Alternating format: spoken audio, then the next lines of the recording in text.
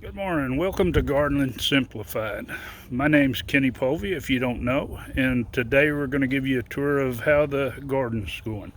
Been pretty busy this week on the expansion project, and of course, this is going to take a little bit of time getting all the little roots and twigs out and getting some of my compost moved up into there and all that kind of stuff. So it'll be a little bit before that's ready.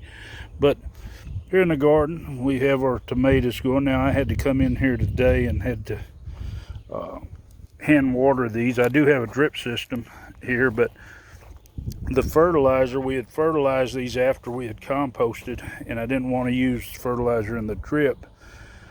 So we just put it on top, and it's been over a week and it's still there. They keep saying it's going to rain, it's going to rain. Well, they say 95 or 90% chance today, but we ain't gonna count on it. We'll go ahead and do the fertilizing. This will probably be the last fertilizer they get. But you can see these plants, nice and healthy, big heavy stalks.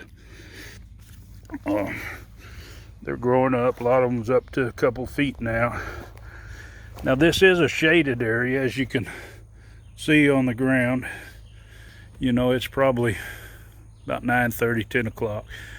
The sun's getting where it's starting to come through, but it keeps them kind of shady, but it really doesn't affect them because the ones that are down there on the other side that are not in the shade, they're all pretty much all the same size. So it's not enough shade to be a deterrent. In fact, it might be better in the summer, so it cuts down some of the sun during the day, shortens it, even though it is morning sun. But some of these down here, these are still a little smaller than the others. They were just smaller when they started out. They're on their way. The kale, it's coming up. Now when we grow kale, or I grow kale, I seed it in heavy, and then I pull leaves, or I'll pull the whole plant to thin some once it starts getting bigger. But I don't take and set these in cells and try to plant these out, so you got a big old pretty big plant. I like the small leaves. To me, they taste better. Some people like the bigger leaves.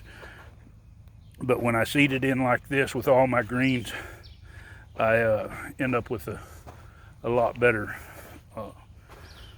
plant for my situation. The purple hull peas, they're still hanging in there, but like I say, it hadn't rained in a while. I had to go ahead and I set up my overhead sprinkler system, and I watered that one last night.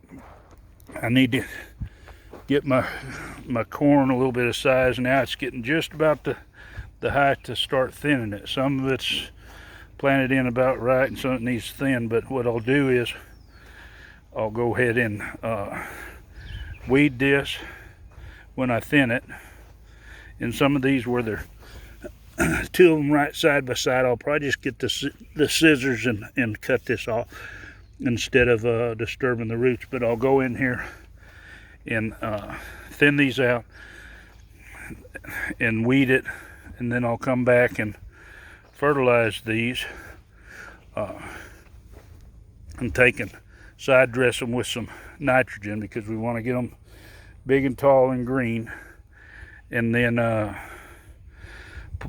whenever I side dress it, I'll hill these up, or I'll pull dirt up on them, and I won't actually pull the dirt up until they get probably about a foot, or probably about twice the size that they are.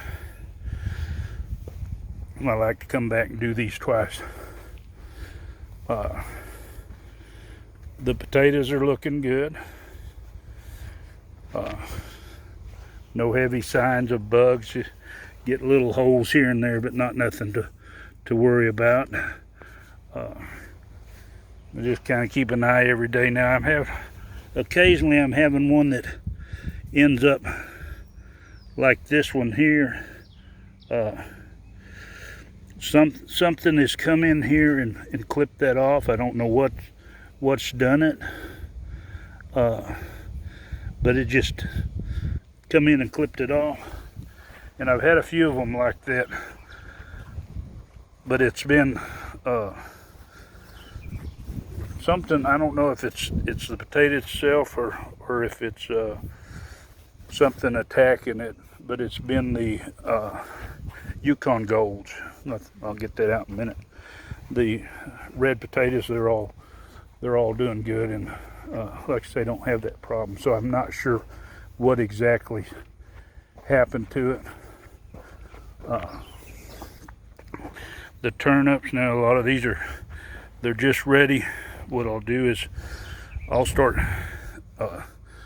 pulling me a batch of them. I like them when they're small. Now these are early, and normally I water them. They had nothing but rainfall, so they're a little spottier.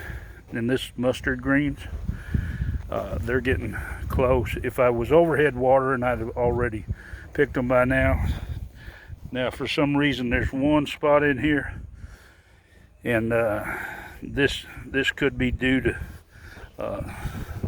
more compost and stuff in the soil. I don't know, but these here are ready to go, and I'll pick them here in the next couple of days and have me a batch of fresh greens and maybe make up some cornbread. But that's kind of where we're sitting. I did the same with the peppers today. I like to keep the compost a little bit moist, because when it's really dry, you don't have the organisms working it like they would. In fact, I wouldn't really say this is completely composted. It's getting to be a good mix, and it'll be good organic matter for next year, but it really works good for a weed control bed. Now, you will find little bitty weeds that might want to come in, but they pull out so easy. So, and it doesn't take much work to take and put down compost on your plants. For your tomatoes, it's kind of a must. Now, what I'll do, these are getting bigger, and we're getting a lot more limbs that are coming down onto the ground. I'll start seeing little holes and don't look good. What I'll do is come back in and I'll prune those bottom limbs off like I did before. The tomatoes are really doing good. You're getting a whole lot of blooms off in there. I go by, I haven't seen a lot of bees, but I'll just go by and I'll tap those blooms. They say that it doesn't take much for fertilize them. Just come by and tap them, and that way they'll go ahead and set tomatoes. Now, I have a situation with the weather this year.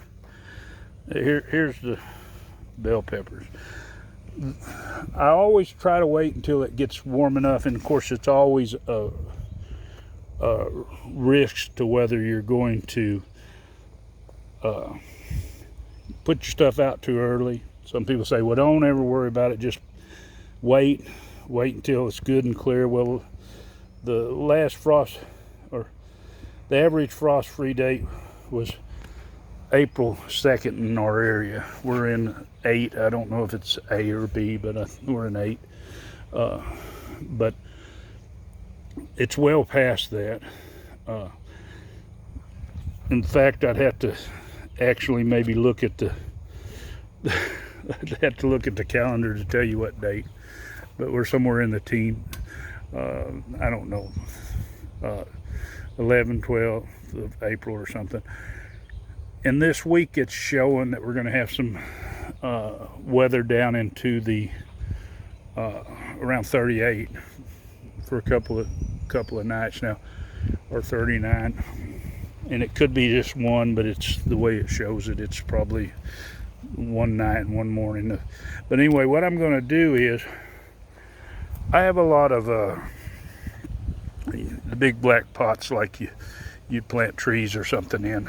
You can pick those up at your nursery. Of course, you probably can't right now because the coronavirus thing. But whenever that's all over and you want to get prepared, just sometime during the season, pick you up a bunch, because these peppers will not like that temperature. The tomatoes, they'll probably do fine. They could wilt just a little bit, but they should be fine with it. But these peppers probably won't do good at all. And especially you can see these jalapenos they're really getting after it and flowering now on some of them. But these pots are big enough I can just set them over the top in the evening, and that should afford them enough protection because it'll be back up into 60, mid 60s the next day. But be aware when you plant, and it doesn't matter if you figure it's a safe date, because a lot of times it isn't a safe date. Even if, you know, you always get one of those late ones. That's why they say the 2nd of April is average, because you have some years that the last frost date is way early in March, and sometimes you get the last frost date is way into May. And I don't know if we'll actually have frost, but like I say, the temperatures are really what I worry about, because when it starts getting below 50, pepper plants do not like that. Now I'm going to show you these tomatoes here. Of course, they still don't look very good. They're starting to come out better. Those were really small, like close to the size of that one. This one here was about the size of those, but as you can see now, it's greening up. It's fixing to start taking off. But these were my cherry tomatoes that were had the bad, or the dry seed starter, that I didn't moisten up good before I started and never did soak water. So I had a problem. I had a problem with some of my other tomatoes too. Over here, these first ones that were the early girl bush, but they didn't do quite so bad. It might have been because whenever they started growing, and I had a bunch of them that was maybe 2 in a pot, and I had separated them and got most of that old seed starter off the roots. But be aware of that. Make sure you've got quality stuff when you start your seed, otherwise you're going to end up with a problem like that.